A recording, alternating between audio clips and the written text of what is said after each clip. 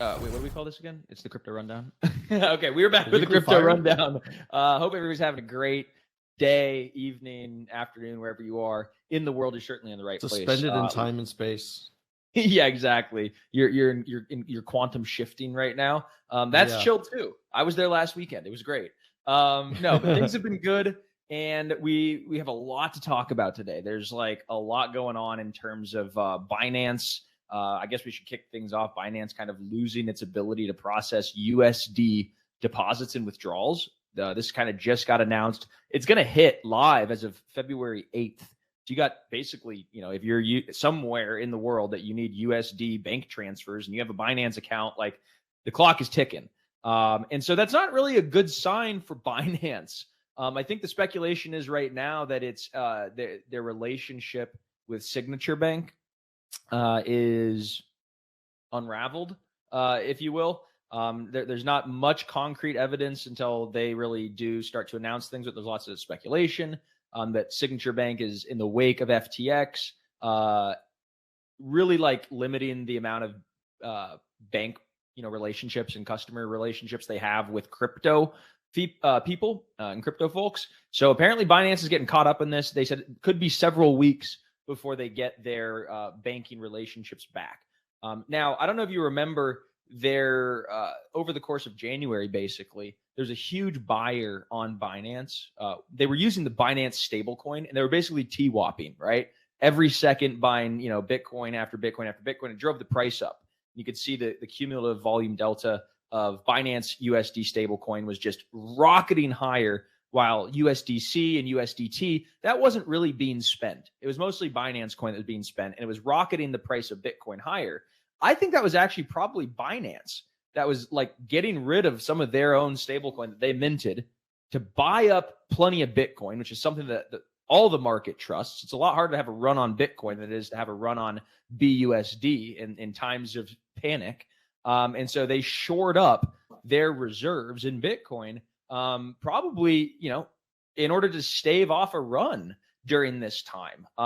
And I think that they wanted to make sure that they were able to meet their liquidity requirements for their customers if people needed to withdraw, right? You say, hey, well, you might not be able to withdraw USD at this time. We're sorry, but we have full, reserves in Bitcoin and Ethereum and all that kind of stuff. So you'd rather have that than a bunch of people with BUSD running around scared, selling it, and there'd be a ton of volatility. So I think that's really what happened. And all that to say, there could be, in the wake of this, potentially a little bit of a cool down in the market if people realize that is actually what happened, because that might be an inefficiency in market pricing, where it was just one buyer bidding up the price from 16K up to 24K, basically in preparation for this sort of loss of banking relationships. So could we actually come back down to 20K, where there's a lot of buy interest being signaled on the order books? I think that's potential. We're just going to have to see how much momentum this market really has. But I think February 14th is also another big day to keep on the radar, not because it's the day of love, Valentine's Day, but because we get CPI numbers. And again, CPI numbers are going to dictate a lot of where this market moves. So we could get into that later. But Pete's mine, I'm going to take a sip of water. What are you seeing? What are you thinking? Have you heard about this Binance stuff? Well, when I was last quantum shifting, I had an epiphany, and Bitcoin was invented to solve this double spend problem in digital cash, yet stablecoins actually reintroduce it. Everyone got scared off by the Luna and UST collapse and said, I'm only going to hold stablecoins that are backed one by one in a bank. But they forgot what happens to the money in the bank. It gets lent out to somebody else again. And there's no collateral behind any of these stablecoins that are backed one to one. They're gone. They're now out in the world. It's collapsing. It is the worst possible idea to be holding something like BUSD that is backed one to one in a New York bank account right now. At least Tether is backed by all kinds of stuff. At least DAI is backed by all kinds of stuff. It's absolutely insane to feel secure and sleep well at night, knowing that all of your money is representative. It's just a derivative of another derivative of another derivative that's in a bank that's not holding any of the actual collateral. That is complete insanity. So, Yeah, very smart on Binance to get the hell out of their own stablecoin and back Yeah, into and again, this Bitcoin, is just speculation. This is just what we're just reading the charts here. Which was invented to solve this problem. Yeah, all comes back to Bitcoin. All comes back to Bitcoin. There's an award. There's an award. It's called the Bronze Medal of Valor, and it's the highest award that can be bestowed upon somebody that works in the fire department. And I think we need to nominate CZ Binance because this guy might be the ultimate firefighter. He just keeps putting out fires left and right. It's unbelievable. Honestly, he's going to get a Nobel Prize for economics someday. Yeah, he's navigating quite the ship. But yeah, I mean, it's crazy. Prices have been moving higher. I saw a really cool new NFT company called Ordinals. And Ordinals is allowing for NFTs on Bitcoin in a very weird way. They're using some kind of, I guess it's kind of like a loophole, if you will. It's never the intention of the Taproot upgrade. But a couple of smart developers figured out you could actually inscribe unique JPEGs and NFTs inside of a Bitcoin block, inside of a single Satoshi. And so some of the largest Bitcoin transactions ever recorded in terms of data usage just occurred over the course of the last week on this platform called Ordinals. And I think it's interesting. I think right now it's kind of just like, okay, they're new NFTs on Bitcoin, but they are unique because nobody's ever done it before. It's and again, this is all starting to develop. So there could be a new little industry or some kind of thing, but a lot of the Bitcoiners don't like it because it makes the Bitcoin network more expensive to use, since people are now using it instead of just financial transactions. They're inscribing art on it and taking up data. So it makes it more expensive to use. It'll make it less reliable during times of high throughput because it's being, again, block space, which is where transactions are stored, is being taken up by art and frivolous things. And so that's another reason why they don't like it. They also don't like it because it'll make the blockchain larger faster, and it makes decentralization less attainable, if you will. If the blockchain gets too big and there's too much data, it prices people out from being able to store it and run their own full node to validate transactions, because it's a lot easier to have a blockchain that's 1 terabyte that grows, by a few gigabytes a year or whatever, than to have something that is a terabyte and it doubles, by a terabyte every year, which is, probably the exponential rate of growth that it might be on if this Ordinals thing really kicks off. So there's going to be a little tug of war there. Oh, no, it's going to cost node operators another $20 a year to store the Bitcoin blockchain. These maxis are the biggest hypocrites I've ever met in my life. All they talk about is Bitcoin adoption. But when it comes to actual adoption and growing the Bitcoin ecosystem, which they beg everyone to do, they're the first people to stand up and say, no, don't change anything. Smart contracts were originally enabled on Bitcoin through something called Miniscript. And they pushed all that aside. So Vitalik had to go build his own thing called Ethereum. And they just crapped all over it, even though he wanted to build it on Bitcoin first, but they pushed him out. And now all these NFTs could, again, make the Bitcoin chain relevant, which it hasn't been since 2018. And again, the same thing. Oh, no, don't raise our block size. Someone might not be able to run a node somewhere in a third world country where there's no access to hardware. And 1.02% of nodes might have to have another hard drive added. Like, get the fuck out of here. Yeah, no, I feel you. I think innovation more than regulators.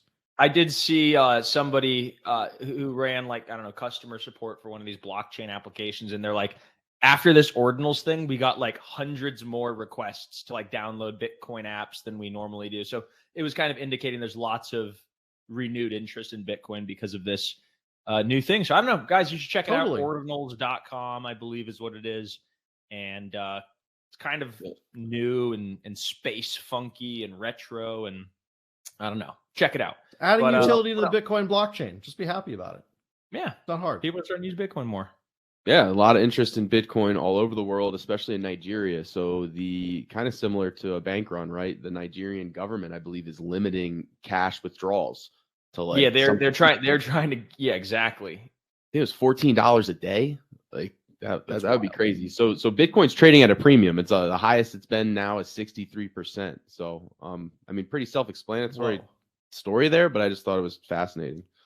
Yeah, so people are paying, if you're in Nigeria, you're paying 63% more than what somebody's paying for the same Bitcoin in any other part of the country. And the reason being is they're willing to take that 63% haircut off the top because it's either that or their currency goes to zero, right? That's what the government's doing. They're doing a slow, controlled bleed here, saying you could get $14 a day, but you're only putting your constituency in that situation and limiting in the $14 a day if you were already belly up, basically, if you were already in the default mode. So I think, yeah, the Nigerian government or whatever sort of government that instills these policies, like Lebanon, right? They just did that recently. They limited the amount of money you could take out.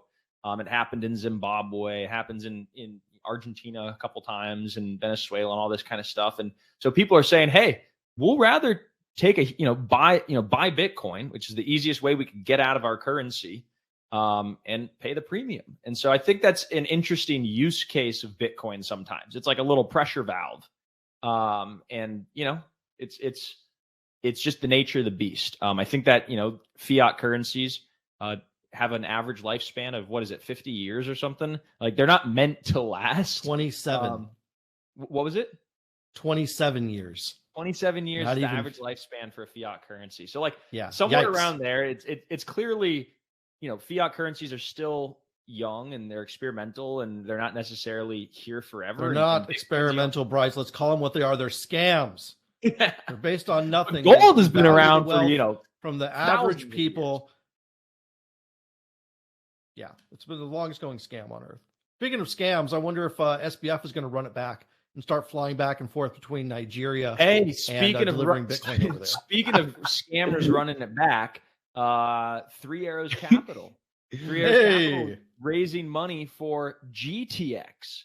GTX is a new sort of exchange that Three Arrows Capital is trying to launch after they blew up their hedge fund, which they blame on Sam Bankman-Fried as well. They say that he attacked all their positions and stuff.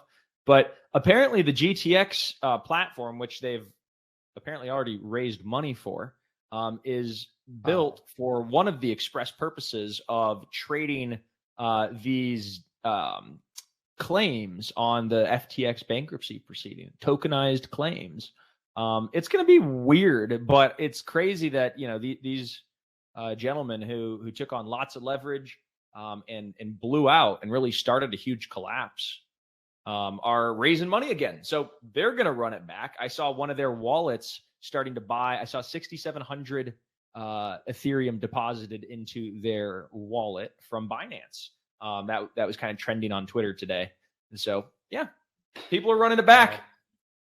Well, if you're a serial failure out there, just look at Adam Newman's cap table and whoever's giving him more than one chance at making $1 billion collapse in the world. Hey, maybe they'll take a chance on you too. Did you guys see the rate hikes last week? So 2 months ago, and that's still happening. Yeah. So, but he's changed his tone. So before he was the principal, he was going to discipline you, send you to detention. And everybody's saying this week he comes out, or last week he came out and had a pack of cigarettes and let you bum one. He was Mr. Cool, calm, collective, and the market seemed to appreciate that. And they're not as scared of him. I don't know. It was odd. It was odd. Well, my DoorDash bill is kind of leveled out a little bit, so maybe we do have things under control. Well, the job. Yeah, I think he was kind of like saying, "Hey, what we're doing is working." I think that was the tone. It was like, "Hey, I know what I'm doing, keeping the interest rates high for longer. That's working. Clearly, you see inflation falling, but we don't want to cut our winner too soon." Essentially, like we know that this is working for the market.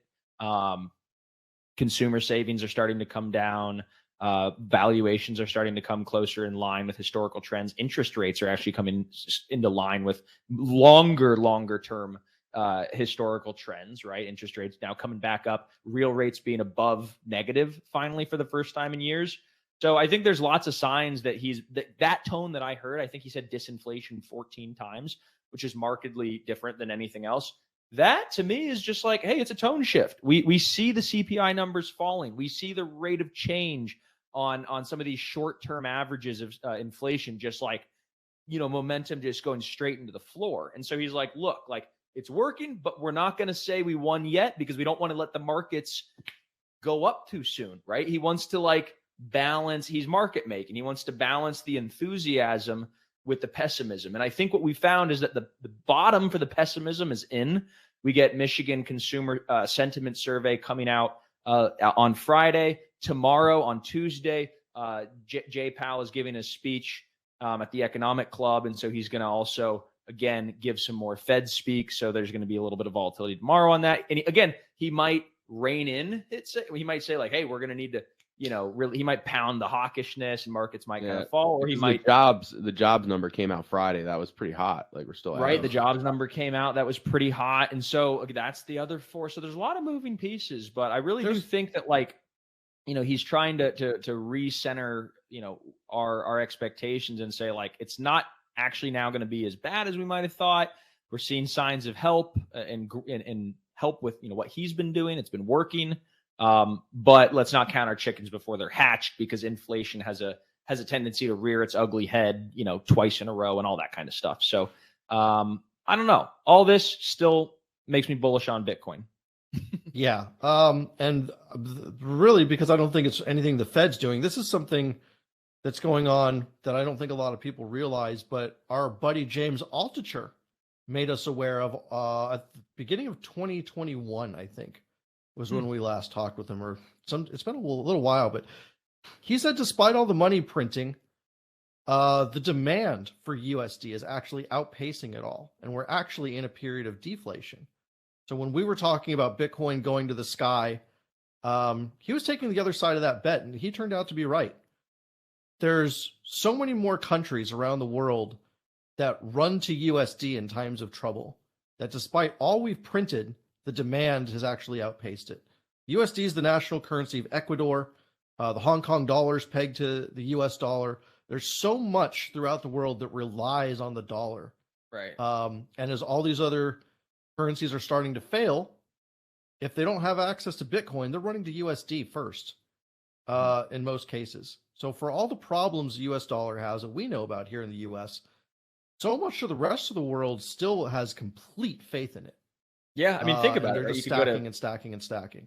Yeah, you could go to many countries and use US dollars, and it's preferred sometimes. But anyhow, unless you're a BRICS country, in which case it's the complete opposite now.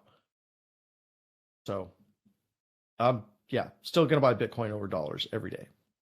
There we go. All right, let's wrap it up with just some sad news here. So there is a. Oh, right, let's go. There's a crypto romantic scam. It's called the crypto rom scam. Have you guys heard of this? I have not heard of this. Huh? So, this thing, it's hard to explain. So there were fake Tinder profiles. So out there in the world, there's these dating apps and there's fake accounts. They pull pictures. Yeah, they pull pictures of models and they match with people and convince them that they're real. So they match with these dudes, they convince them that they're real, and then they convince them to trade crypto or buy crypto on this native app that they built. And the problem was that this native app was available in the App Store. So these guys got bamboozled by these fake accounts. They were then convinced to download. So they deposited their money to somebody else's wallet, basically. Yeah. Yeah. And it ends up being a fake account. The money's transferred out. So they're out of money and love.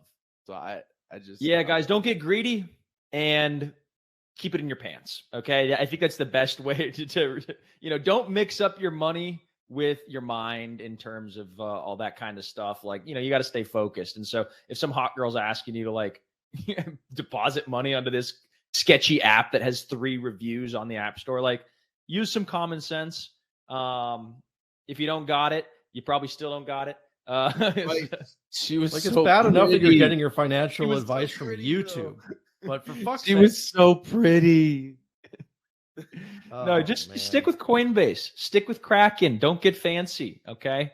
And stay in the jurisdictions that you're allowed in, and check out, some of the classic apps that are, decentralized apps, that have been around for a long time. Do your research and please don't throw money on apps that you have never heard of and that you haven't researched. That's just insane. It's any advice? And don't send money of any kind to strangers over any app. What are you, retarded? Jesus, it's the oldest scam in the book since the beginning of the internet. Don't be so damn desperate. It reminds me of there's that Netflix series of it was the flip side. It was a dude that scammed all these women for like millions of dollars. Oh yeah, I remember that. Crazy. Hey man, love's a powerful thing. Thoughts and prayers to all our fellas that were affected. We salute you. Oh boy. Well, that's going to wrap up the crypto rundown. A wrap up, no pun intended. And we will be back next week with some more hot takes on some live from San Diego. Live from San Diego. It's Crypto 101.